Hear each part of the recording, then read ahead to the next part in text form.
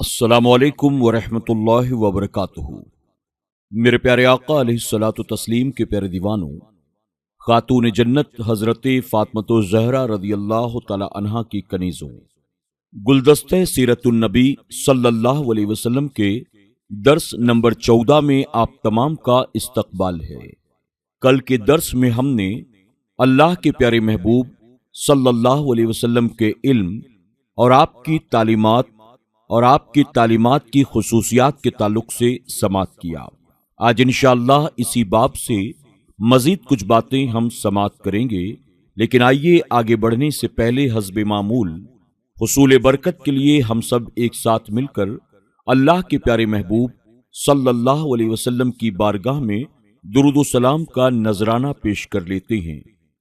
الصلاۃ والسلام علیک یا رسول اللہ، الصلاۃ والسلام علیک یا حبیب اللہ، الصلاۃ والسلام علیک یا نبی اللہ، وعلی آلک واصحابک یا نور اللہ صلی اللہ تعالی علیہ وسلم۔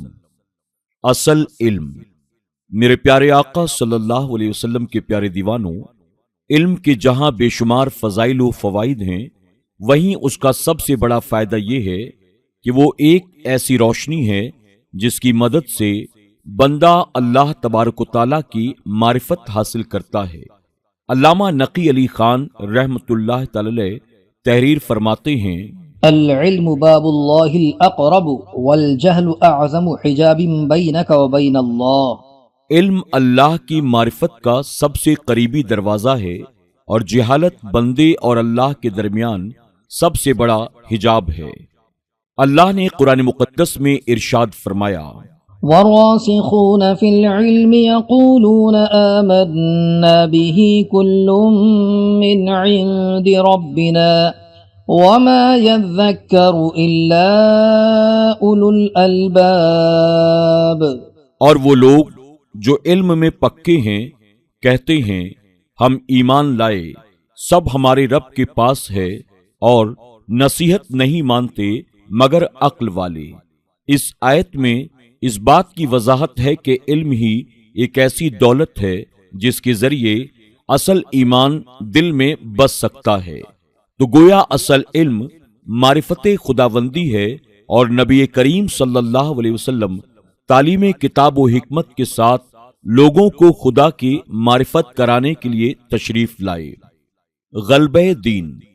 میرے پیارے آقا صلی اللہ علیہ وسلم کے پیارے دیوانوں، اللہ رب العزت نے قرآن مقدس میں سرکار رحمت عالم صلی اللہ علیہ وسلم کی بعثت کے جو مقاصد بیان فرمائی ہیں، ان میں سے ایک مقصد غلبہ دین بھی ہے۔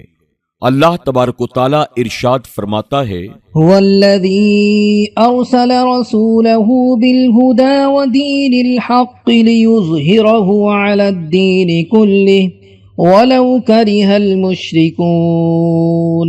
وہی ہے جس نے اپنا رسول ہدایت اور سچے دین کے ساتھ بھیجا کہ اسے سب دینوں پر غالب کرے، پڑے برا مانے مشرک۔ سورہ توبہ آیت نمبر 33۔ خدا اور دین حق۔ ہدایت کا معنی ہے رہبری کرنا یا منزل مقصود کا پتہ بتانا۔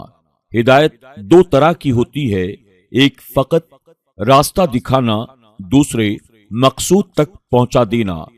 اگر لفظ ہدایت کے بعد الہ یا لام لائے جائیں تو اس سے مراد راستہ دکھانا ہوتا ہے، جیسا کہ قرآن مقدس میں مذکور ہے، انک لتہدی الی صراط مستقیم، اور ان ھذا القرآن یہدی للتی ہی اقوم۔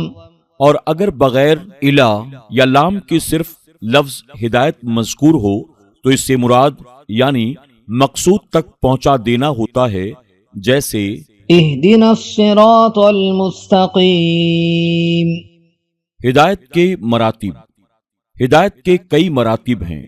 کافروں کے لیے ایمان ہدایت ہے، مومنوں کے لیے تقوی ہدایت ہے، متقیوں کے لیے کمال تقوی ہدایت ہے، مقبولوں کے لیے قرب الہی ہدایت ہے، مقربین کے لیے کمال قرب ہدایت ہے۔ ایک اعتراض اور اس کا جواب۔ کچھ لوگ یہ کہتے ہیں کہ نبی کریم صلی اللہ علیہ وسلم کو کسی چیز کا اختیار نہیں، کیونکہ اللہ تعالیٰ نے خود فرمایا إنك لا تهدي من أحببت ولكن الله يهدي من يشاء۔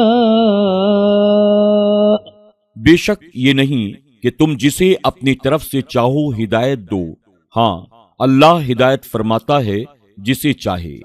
سورہ قصص آیت نمبر 56۔ مسلم شریف میں حضرت ابو ہریرہ رضی اللہ تعالی عنہ سے مروی ہے کہ یہ آیت ابو طالب کے حق میں نازل ہوئی۔ نبی کریم صلی اللہ علیہ وسلم نے ان سے ان کی موت کے وقت فرمایا، لا الہ الا اللہ، اے چچا کہو میں تمہارے لیے روز قیامت شاہد ہوں گا۔ انہوں نے کہا کہ اگر مجھے قریش کی آر دینے کا اندیشہ نہ ہوتا تو میں ضرور ایمان لا کر تمہاری آنکھ ٹھنڈی کرتا۔ اس کے بعد ابو طالب کا انتقال ہو گیا۔ اس پر یہ آیت کریمہ نازل ہوئی اور نبی کریم صلی اللہ علیہ وسلم کو یہ کہہ دیا گیا کہ آپ کو اختیار نہیں ہے، بلکہ اللہ ہی جسے چاہے ہدایت دے سکتا ہے۔ اس کا جواب یہ ہے کہ ہدایت کے دو معنی ہیں۔ اول، دین کے راستے کی رہنمائی کرنا اور اس کے اصول و قوانین سے آگاہ کرنا، جس کو قراءۃ الطریق کہتے ہیں۔ دوم، دین حق پر گامزن کر دینا۔ نبی کریم صلی اللہ علیہ وسلم قراءۃ الطریق یعنی دین حق کا راستہ دکھانے کے لیے مبعوث ہوئے تھے۔ آپ کی ذمہ داری محض لوگوں کو راہ حق کی طرف دعوت دینا ہے، نہ کہ لوگوں کو دین حق پر گامزن رکھنا۔ اور جیسا کہ اوپر مذکور ہوا کہ لفظ ہدایت کے بعد جب الہ یا لام ہو تو اس سے مراد راہ حق کی رہنمائی ہوتی ہے، اور اگر بغیر الہ یا لام کے مذکور ہو تو اس سے مراد دین حق پر قائم رکھنا ہوتا ہے۔ تو معترضین جس آیت کو دلیل کے طور پر پیش کرتے ہیں کہ اس آیت میں لفظ ہدایت بغیر کسی واسطے کے مذکور ہے، لہذا اس سے مراد دین اسلام پر قائم رکھنا ہوگا، اور ظاہر ہے کہ یہ نبی کریم صلی اللہ علیہ وسلم کی ذمہ داری نہ تھی۔ آپ کی ذمہ داری تو محض رہنمائی تھی، اور دین پر قائم رکھنا اللہ کے فضل پر مبنی ہے۔ وہ جسے چاہے دین پر قائم رکھے اور جسے چاہے دین سے دور کر دے۔ دین کیا ہے؟ میرے پیارے آقا صلی اللہ علیہ وسلم کے پیارے دیوانوں، مذکورہ آیت کریمہ میں فرمایا گیا کہ نبی کریم صلی اللہ علیہ وسلم کو اللہ تعالیٰ نے ہدایت اور دین حق کے ساتھ بھیجا۔ ہدایت کے حوالے سے آپ نے قدر تفصیل ملاحظہ فرمایا، اور اب دین کیا ہے نیز دین حق کیا ہے، اس کے حوالے سے چند سطور ملاحظہ فرمائیں۔ حضرت تمیم داری سے روایت ہے، رسول اللہ صلی اللہ علیہ وسلم نے ارشاد فرمایا، الدین النصیحۃ ثلاثا قلنا لمن قال للہ ولکتابہ ولرسولہ ولأئمۃ المسلمین وعامتہم۔ دین نصح و خیر خواہی کا نام ہے۔ یہ حضور صلی اللہ علیہ وسلم نے 3 بار فرمایا۔ ہم نے عرض کیا کہ یہ کس کے لیے؟ فرمایا، اللہ اور اس کی کتاب اور اس کے رسول اور سلاطین اسلام اور جملہ مسلمانوں کے لیے۔ بخاری و مسلم شریف۔ مذکورہ حدیث شریف میں دین کو خیر خواہی سے تعبیر کیا گیا ہے۔ یہ حدیث جوامع الکلم میں سے ہے۔ اس حدیث سے دین کے مزاج اور اس کی وسعت کا بخوبی اندازہ کیا جا سکتا ہے۔ دین شخصی اور اجتماعی دونوں قسم کے معاملات و مسائل میں ہماری رہنمائی کرتا ہے۔ وہ ایک طرف تو خدا سے ہمارا رشتہ مضبوط کرتا ہے، اور دوسری طرف بندگان خدا کے حقوق کے سلسلے میں ہمیں ہمارے فرائض سے آگاہ کرتا ہے۔ نصح کے اصل معنی ہے ملاوٹ اور کھوٹ سے پاک صاف ہونا۔ شہد کو موم وغیرہ سے الگ کر کے اسے صاف کر لیتے ہیں تو اسے نصحۃ الاصل کہتے ہیں، اور نصح کا تعلق قول و عمل دونوں سے ہوتا ہے۔ کسی کو صحیح مشورہ دینے اور اس کی خیر خواہی کو بھی نصیحت کہتے ہیں، اس لیے کہ مخلصانہ تعلق کا تقاضا ہے کہ آدمی کا جس کسی سے مخلصانہ رشتہ ہو وہ اس کا بدخواہ ہرگز نہ ہو بلکہ اس کا خیر خواہ ہو، ضرورت ہو تو اپنے نیک مشوروں سے اسے محروم نہ رکھے۔ یہ نصح اور خیر خواہی اور اخلاص ہر حال میں مطلوب ہے، یہ دین میں بھی مطلوب ہے، اور انسان کے کردار کی اصل حسن و خوبی اور اس کی قوت اور طاقت بھی یہی ہے۔ بہت سے فرائض اور ذمہ داریاں معذوری کی حالت میں ساقط ہو جاتی ہیں، لیکن نصح و خیر خواہی کا جذبہ ہر حال میں مطلوب ہے، چنانچہ قرآن مقدس میں ہے، ليس على الضعفاء ولا على المرضى ولا على الذين لا يجدون ما ينفقون حرج إذا نصحوا لله ورسوله وما على المحسنين من سبيل والله غفور رحيم۔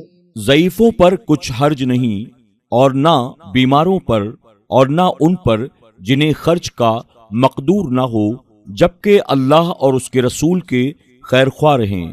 نیکی والوں پر کوئی راہ نہیں، اور اللہ بخشنے والا مہربان ہے۔ سورہ توبہ آیت نمبر 91۔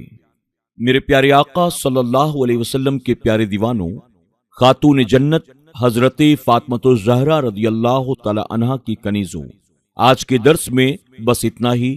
انشاءاللہ اسی باب سے مزید کچھ باتیں کل کے درس میں سماعت کریں گے۔ السلام علیکم ورحمۃ اللہ وبرکاتہ۔